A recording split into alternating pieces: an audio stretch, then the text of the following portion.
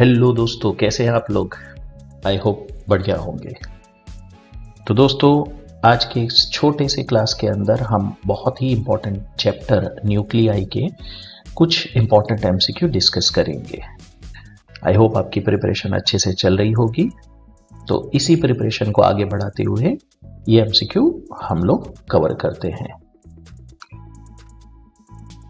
How many proton, neutron and nucleons respectively in the 82Pb206 nucleus made up of। अब यहां Z is equal to 82 दिया गया है और A का वैल्यू दिया गया है 206। A खुद क्या होता है? ये न्यूट्रॉन और प्रोटॉन का एडिशन होता है। तो न्यूट्रॉन आसानी से निकाला जा सकता है। 206 minus Z, that is 206 minus 82, that comes out to be 124। अगर क्वेश्चन को ठीक से देखें तो यहां प्रोटॉन, न्यूट्रॉन और न्यूक्लियॉन्स के बारे में बात की गई है। तो सबसे पहले हमें प्रोटॉन देखना है और प्रोटॉन हमें पता चल चुका है 82। तो इस वजह से हम बी और डी ऑप्शन को ओमिट कर सकते हैं, क्योंकि यहां पहले जो नंबर दिया गया है वो प्रोटॉन का नहीं है। अब हमारे पास दो ऑप्शन बचते हैं। ऑप्शन में ध्यान से देखिए तो प्रोटॉन के बाद दूसरा जो पूछा गया है वो है न्यूट्रॉन, और न्यूट्रॉन का नंबर आता है 124। तो यहां 206 दिया गया है, इसलिए ए ऑप्शन भी आंसर नहीं हो सकता। हमारे पास बचता है ऑप्शन सी, जिसमें सारी चीजें ऑर्डर में दी गई है। सबसे पहले दिया गया है प्रोटॉन, इसके बाद पूछा गया है न्यूट्रॉन, और उसके बाद बोला गया है न्यूक्लियॉन्स, दैट इज प्रोटॉन और न्यूट्रॉन दोनों को कंबाइनली न्यूक्लियॉन्स बोला जाता है, या फिर इसे एटॉमिक मास नंबर भी कहा जा सकता है। Which are the isotope, isotone and isobar of nucleus of 6C12 from among 6C14, 5B12 and 7N13। तो सबसे पहले अगर हम आइसोटोप्स की बात करें तो आइसोटोप ऐसे एलिमेंट होते हैं जिसमें एटॉमिक नंबर सेम होता है लेकिन एटॉमिक मास डिफरेंट होता है। तो 6C12 के साथ आइसोटोप में हमारे पास आएगा 6C14। अब दूसरा टर्म हमें बोला गया है आइसोटोन। आइसोटोन का मतलब क्या होगा? आइसोटोन का मतलब होता है number of neutrons are same. अब ये हमें कैसे पता लगेगा? नंबर ऑफ न्यूट्रॉन्स हम निकाल सकते हैं इन नंबर के बीच का difference, that is 12 - 6। Atomic mass से आप एटॉमिक नंबर का डिफरेंस निकाल लीजिए, दैट इज 6। तो ये नंबर किस में मैच होता है ये हमें चेक करना पड़ेगा। तो अगर हमारे पास दो ऑप्शन और हैं, जैसे एक है बोरोन और एक है नाइट्रोजन, सो 12 - 5 करने पर आपका आंसर, यहाँ पर आपका आंसर क्या बनता है? आपका आंसर बन जाएगा यहाँ पे 7। और दूसरा ऑप्शन है 13 - 7, जो आपका आंसर आता है 6। So nitrogen is a correct answer for isotone. ठीक, और उसके बाद हमारे पास तीसरा ऑप्शन बचता है, दैट इज आइसोबार। तो आइसोबार का मतलब क्या होता है? जिसमें एटॉमिक नंबर डिफरेंट हो सकता है लेकिन एटॉमिक मास सेम है। तो इस केस में हमें जो दिया गया है बोरॉन 5B12, इसमें एटॉमिक मास नंबर सेम है, तो ये एक आइसोबार है 6C12 के लिए। अब ये सारी चीजें अगर हम ऑर्डर में देखें तो हमारा ऑप्शन बी और ऑप्शन सी कभी आंसर नहीं हो सकता। सबसे पहले हम आइसोटोप्स के बारे में देखते हैं। तो आइसोटोप्स में ए और सी में मैच करता है, लेकिन जैसे ही हम दूसरे बात के बारे में चेक करते हैं, जैसे आइसोटोन के बारे में, तो हमें पता चलता है कि सेकेंड ऑप्शन हमारा नाइट्रोजन वाला होना चाहिए। तो इस वजह से डी भी आंसर नहीं हो सकता। सो A is a correct answer here. If the radii of 13Al27 and 30Zn64 are R1 and R2 respectively, then R1 by R2 is, so R1 by R2, that can be written as R0 times A1 raised to 1 by 3 whole divided by R0 times A2 raised to 1 by 3. अब यहाँ R0 और R0 cut जाएगा.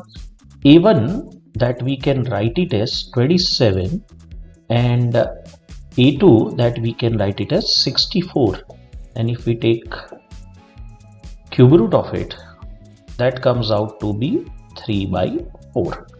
So B is a correct answer here.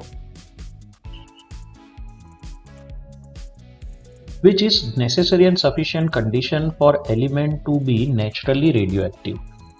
तो जिसका भी atomic number 83 से greater है वो सारे नेचुरली रेडियोएक्टिव एलिमेंट है. सो आंसर डी सही है यहां पर. Which one of the following is true for relative ionizing power of alpha beta and gamma? दोस्तों कहीं पर भी अगर अल्फा बीटा गामा रेडिएशन के बारे में बात हो रही है तो ये दो बातें बहुत कॉमनली पूछी जाती है. एक होता है आयोनाइजेशन पावर और दूसरा होता है पेनिट्रेशन पावर. सो आयोनाइजेशन पावर में अल्फा पार्टिकल की सबसे ज्यादा आयोनाइजेशन होती है. तो इस क्वेश्चन में हमें आयोनाइजेशन के ऊपर फोकस करने के लिए बोला गया है, इसलिए अल्फा पार्टिकल आंसर कंसीडर किया जाएगा. लेकिन अगर हमें पेनिट्रेशन के बारे में बोला गया है तो ध्यान दीजिएगा पेनिट्रेशन गामा रेडिएशन का सबसे ज्यादा होता है.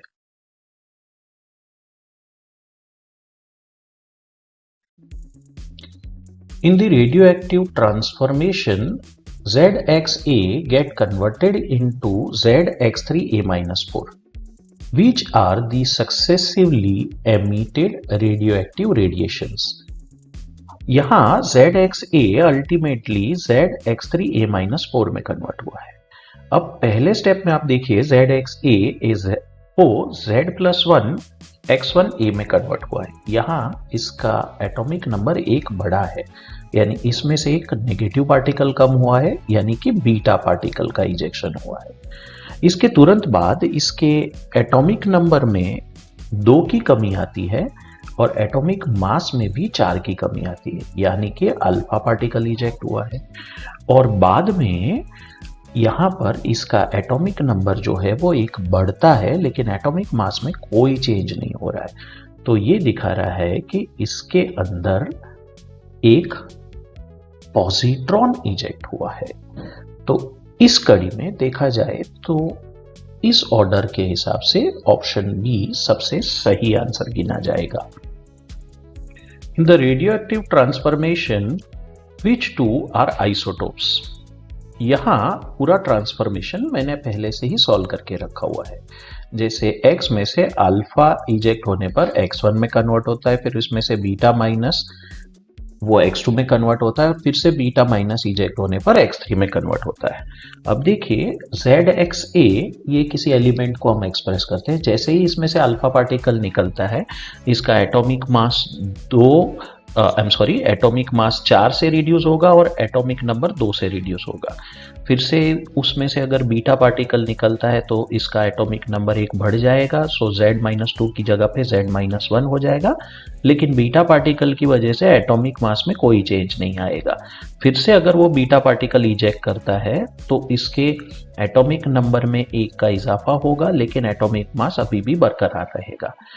अगर हम ध्यान से देखें तो पहले और आखिरी दोनों के अंदर एटॉमिक नंबर जो है वो सेम है, लेकिन एटॉमिक मास डिफरेंट है, और यही हमारे आइसोटोप्स की डेफिनेशन है. तो पहले को हम सिंबलाइज करते हैं X से और आखिरी को सिंबलाइज करते हैं X3 से. तो इस वजह से हम कह सकते हैं कि बी ऑप्शन यहाँ पे आइसोटोप को एक्सप्रेस करता है, यानी कि X और X3 दोनों ही आइसोटोप्स है. The radioactive element X disintegrates successively as under. If the atomic number and atomic mass of X are respectively 72 and 180, what are the corresponding value of X4? तो जैसे यहाँ पर एलिमेंट X को हम 72x 180 लेते हैं, जैसे ही इसमें से अल्फा पार्टिकल इजेक्ट होगा इसका एटॉमिक नंबर 2 रिड्यूस हो जाएगा और एटॉमिक मास 4 नंबर से रिड्यूस होगा, दैट इज 70 एंड 176। जैसे ही इसमें से बीटा पार्टिकल इजेक्ट होगा इसका एटॉमिक नंबर 1 बढ़ जाएगा, सो अब वो बन जाएगा 71। एटॉमिक मास में कोई फर्क नहीं पड़ेगा। अब जैसे ही इसमें से अल्फा पार्टिकल इजेक्ट होता है तो अब इसका एटॉमिक मास 2 और रिड्यूस हो जाएगा और यहाँ पर एटॉमिक नंबर 2 रिड्यूस हो जाएगा और एटॉमिक मास 4 से रिड्यूस हो जाएगा। लेकिन जब इसमें से गामा रेडिएशन निकलता है तो गामा रेडिएशन इसके अंदर कोई चेंज नहीं लाता है और इस वजह से इसका एटॉमिक मास और एटॉमिक नंबर सेम ही रहेगा। तो इस वजह से यहां पर हमारा ऑप्शन बी सबसे एप्रोप्रिएट आंसर कंसीडर किया जाएगा। The nucleus of mass number 24 contains. अब किसी भी न्यूक्लियस में प्रोटॉन और न्यूट्रॉन होते हैं, इलेक्ट्रॉन न्यूक्लियस के बाहर होते हैं और एटॉमिक मास नंबर जो है वो न्यूक्लियस के अंदर रहे हुए प्रोटॉन और न्यूट्रॉन का टोटल सम और उसका मास दिखाता है। तो इलेक्ट्रॉन किसी भी कंडीशन में कंसीडर नहीं किए जाते हैं या इसका मास कंसीडर नहीं किया जाता है, तो यहां सी ऑप्शन सबसे अप्रोप्रिएट कंसीडर किया जाएगा। The number of proton and neutron in a nucleus of 1He3 अब Z is equal to 1 and A is equal to 3, that is N is equal to A minus Z, that is 3 minus 1 is equal to 2। तो एक तरह से हम कह सकते हैं कि 1He3 में एक प्रोटॉन और 2 न्यूट्रॉन है, A सही जवाब है। For atom of element X, the number of proton is 42 and number of neutron is 65. So its atom is represented as। अब यहाँ number of proton यानी कि Z is equal to 42 and number of neutron यानी कि N is equal to 65, कुछ इस तरह से दिया गया है। तो अब प्रोटॉन और न्यूट्रॉन दोनों को अगर मिला लिया जाए तो ये एटॉमिक मास नंबर बनेगा यानी कि 107। अब इस तरह के एलिमेंट को हम एक्सप्रेस कर सकते हैं Z which is 42, X is a element and A which is atomic mass number 107. So C is a correct answer here. The number of neutrons is more than electrons in neutral atom 37 Rb87 is। अब यहां हम Z is equal to 37 ले सकते हैं और A is equal to 87, यानी कि अगर हमें न्यूट्रॉन का नंबर निकालना है तो हम निकाल सकते हैं neutron is equal to 87 minus 37, that is 50। अब किसी भी न्यूट्रल एटम में नंबर ऑफ प्रोटॉन्स और नंबर ऑफ इलेक्ट्रॉन्स हमेशा इक्वल होते हैं, तो इस केस में ये 37 है। तो डेफिनेटली एक बात ध्यान रखिए कि इलेक्ट्रॉन और प्रोटॉन की संख्या न्यूट्रल एटम में हमेशा बराबर होगी। तो इस वजह से इन दोनों के बीच का डिफरेंस, चाहे वो प्रोटॉन और आप न्यूट्रॉन के बीच का डिफरेंस देख लीजिए या इलेक्ट्रॉन के साथ, बात तो एक ही बनेगी। तो यहां आपका आंसर आ जाएगा 50। Which of the following nucleus having 2 proton and 3 neutron? अब यहां हम लिथियम की बात करें तो यहां Z is equal to 3 है, यानी इसके प्रोटॉन 3 है और इसके न्यूट्रॉन 5 minus 3 यानी कि 2 है। ठीक, तो ये हमारा ऑप्शन नहीं हो सकता। अगर हम बात करें हीलियम की तो इसमें Z2 है, यानी कि नंबर ऑफ प्रोटॉन्स 2 है और अगर हम बात करें यहाँ पर न्यूट्रॉन्स की तो ये हो जाएगा 5 minus 2 यानी ये हो जाएंगे 3। तो ये ऑप्शन हो सकता है। अब बाकी के दो ऑप्शन भी चेक कर लेते हैं, जैसे यहाँ Z is equal to 5 है तो यानी कि प्रोटॉन जो है वो 5 है, तो सीधी बात ये तो कभी हो ही नहीं सकता। और इसी तरह से हम 2He3 की बात करें तो Z2 है, यानी कि प्रोटॉन 2 है, लेकिन जैसे ही हम न्यूट्रॉन की तरफ जाएंगे तो इसे लिखना पड़ेगा 3 - 2, यानी कि 1, ये भी नहीं हो सकता। तो B is a correct answer here. With how many protons and neutrons is pi b11 nucleus is made? तो किसी भी एलिमेंट को हम ZXA से एक्सप्रेस करते हैं। यहाँ पे Z इसके नंबर ऑफ प्रोटॉन्स को एक्सप्रेस करता है, जैसे इस केस में 5, और A एटॉमिक मास नंबर को एक्सप्रेस करता है, जो प्रोटॉन और न्यूट्रॉन का सम होता है। तो ये वैल्यू हो जाएगा 5 plus neutron we don't know, and A is 11 in present case, so neutron N becomes 6. so यहाँ पर प्रोटॉन 5 है और न्यूट्रॉन 6 है, तो इसलिए C ऑप्शन सही जवाब गिना जाएगा। 1 AMU is equal to what? AMU का मतलब होता है एटॉमिक मास यूनिट, और ये एक डेफिनेशन है जिसमें हम क्या लेते हैं, 1/12 of the mass of unexcited carbon atom. तो ये डी ऑप्शन इसमें बिल्कुल मैच करता है। Which of the following possesses one pair of isomer?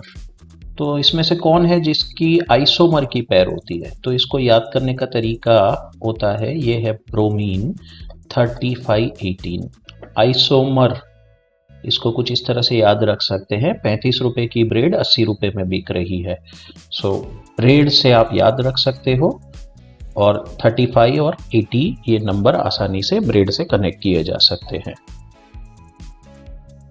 Nuclear density is a order of. दोस्तों ये सवाल नॉलेज बेस्ड क्वेश्चन है, इसका order 3 × 10⁻17 kg per meter cube होता है। C is a correct answer here. If the radius of a nucleus of mass number 27 is about 3 × 10⁻15 meter, then the radius of nucleus with atomic mass number 125 is blank meter. अभी किसी भी atom के लिए उसका radius R is equal to R0 a⁻1/3 formula को follow करता है, जहां A atomic mass number express करता है। अब यहां हम R2/R1 that is equal to R0 times A2 यानी कि 125⁻1/3 whole divided by R0 times A1 यानी कि 27⁻1/3 लेते हैं। अब यहां R0 और R0 कैंसल हो जाएगा, और अगर हम इस R2 को सब्जेक्ट बना ले तो 125 का क्यूब रूट निकल के आएगा 5, 27 का क्यूब रूट निकल के आएगा 3, और अगर हम R1 को दूसरी तरफ भेजे तो कुछ इस तरह से वैल्यू बनेगा। अब जैसे आप जानते हैं कि R1 का वैल्यू हमें दे रखा है 3 × 10⁻15 मीटर, यानी कि R2 is equal to 5/3 times 3 × 10⁻⁻15 metre बनेगा। यहाँ 3 और 3 कैंसल हो जाएगा, और हम कह सकते हैं इसका आंसर ओवरऑल बनेगा 5 × 10⁻15 metre. D option is a correct answer.